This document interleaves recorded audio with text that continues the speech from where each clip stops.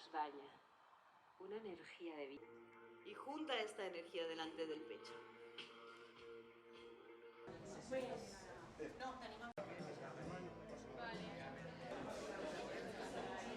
Que no tenemos derecho a disponer de los recursos.